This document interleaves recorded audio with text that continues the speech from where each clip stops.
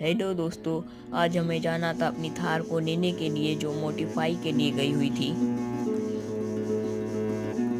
फिर मैं दोस्त की बाइक ఆ को लेकर సీతాదేవి जाने लगता నవ్వులా हूँ थार के पास। ఉన్నావే ఎంటి మాటలా లక్ష్మణుడే లేని రాముడే నీకు ఈడు జోడు వీడే